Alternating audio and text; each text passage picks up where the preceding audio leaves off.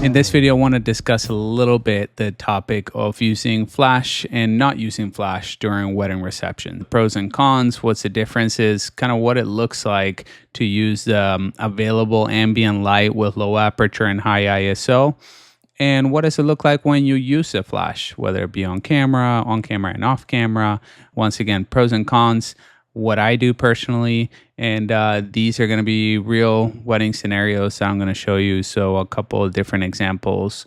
They're not exactly the same photos. My second shooter was maybe at a slightly different angle, but they're same scenario, same moments, just seen in two different methods of capture, with and without flash. So let's dive right into that. Okay, so I want to start out with this example right here. First, I'm going to show you a few examples of photos that we're taking without flash. So this was using the ambient light that was available.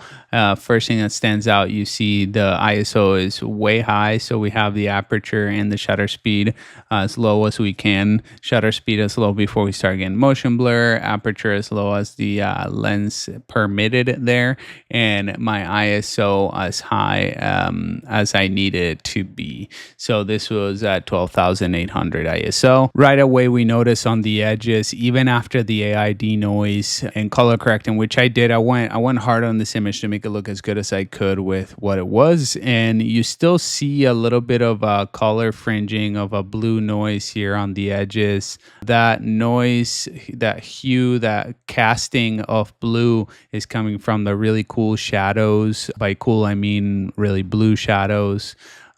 Compared to the really orange overhead lights that they had going on.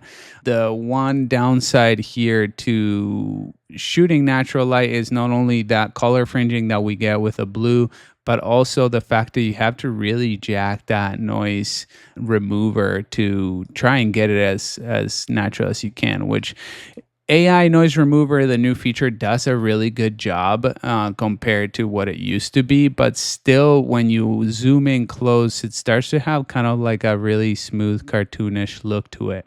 You can back it down a little bit. However, you are going to get more of a grain. Some people in this situation, that's when you see people just black and whiting things. But personally, I think that even just one light would fix this right up. You could still keep your settings pretty low, maybe lower your ISO and compensate by adding one flash on camera and just lighting up the scene with that. But you notice here the difference, right? We lowered that denoise effect and you get a lot of that grain right back. I'm going to show you what it looked like before, right, and after. Okay, and even without the noise remover, right? Then without the noise remover, here it is. And that's with the AI noise remover, which is incredible what it does. However, I still would prefer a version of this image with flash. So let's look at a couple of those examples real quick so you can see side by side of what that looks like. Here's another image that was shot with just the ambient light. In this scenario, we had video lights. So the video team have very large aperture brand video lights that were shining on the couple, which you can see here from the back, right? You see that hair light, that was a video light over on this side of the dance floor, and then there was a video light on the other side of the dance floor. So they were kind of sandwiched in between these two lights. And this photo was captured using that ambient light. You notice right away, the ISO is pretty high, 3200. Your settings are pretty low, and you can see this is a before and the after. The noise remover did an incredible job.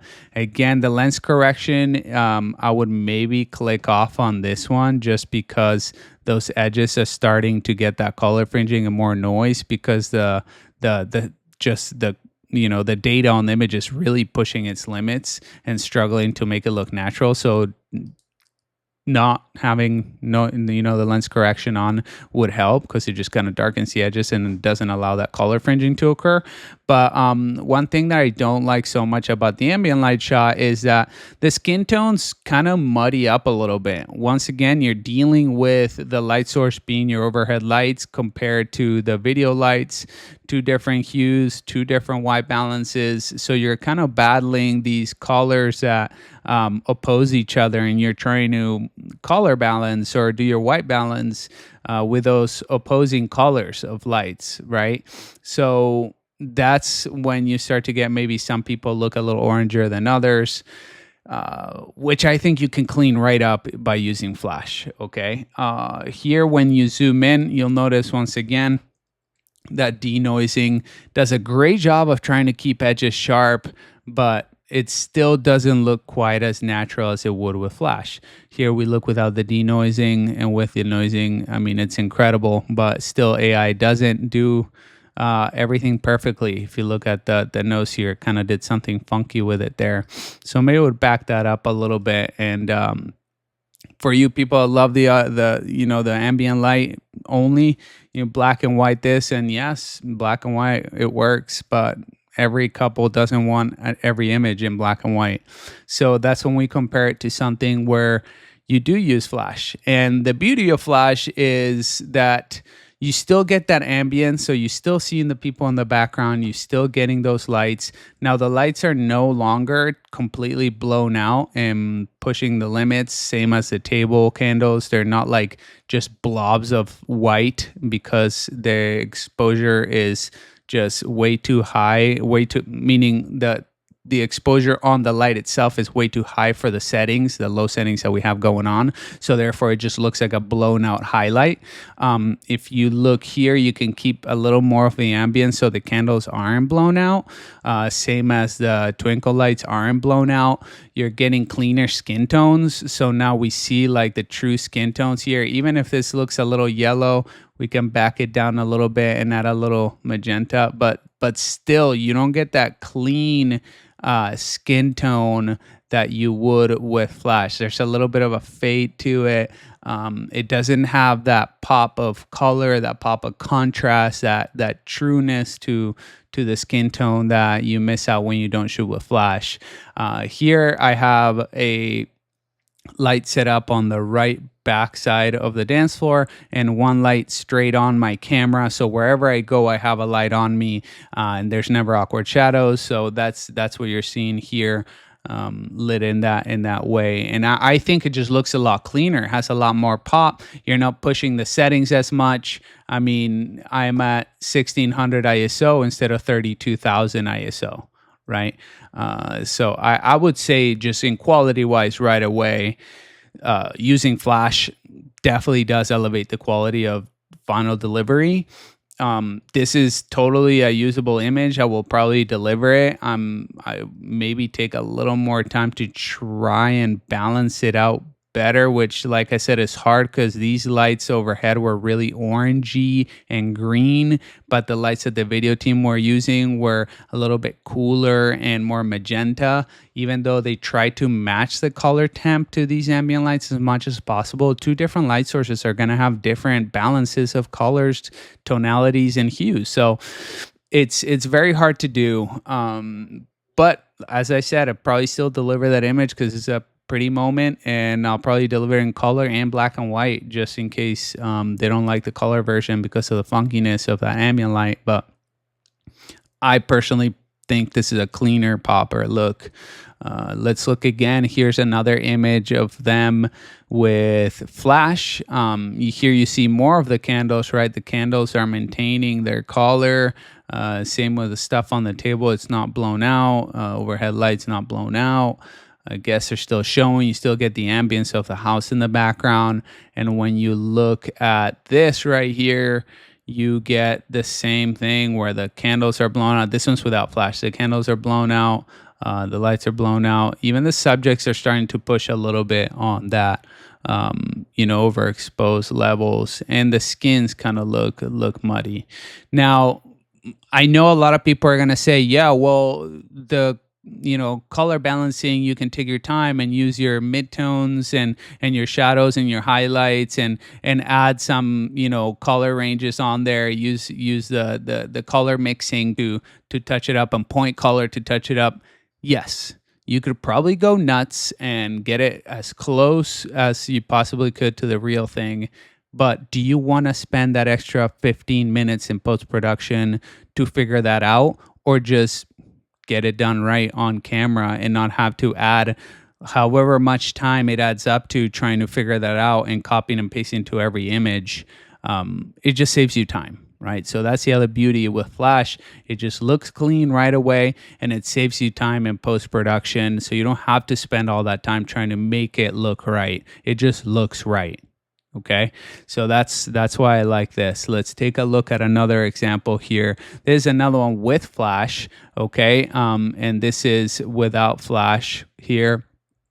Another one with Flash and without. So here, this is another great example. Side by side, essentially the same photo, slightly different angle, but you can see the difference. I feel like in the Flash, they stand out from our background a lot more. There's more of a focus on the subject, whereas with the ambient light, the whole picture gets a little muddy, and they kind of blend into that backdrop a little bit more than they would in the other one. And I'm telling you, I mean, I spent a little time trying to edit it. I would probably take this off here as well. And still, I mean, you can make them pop. Maybe you can add some mask to darken out the background, but it's still not going to look quite as right or true to color as it does with Flash. I think the Flash will add a little more depth to it. But I'm not saying there's a right and wrong. I'm just talking about the differences.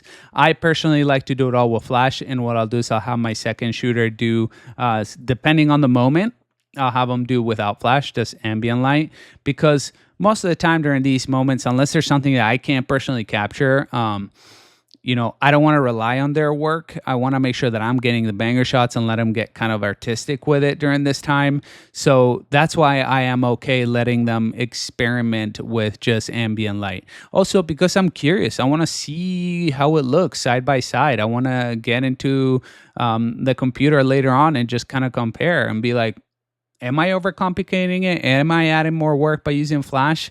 Well, when I sit down and look at it, I realize that no, I really do like the look of Flash a lot better, but it's fun to have some other options.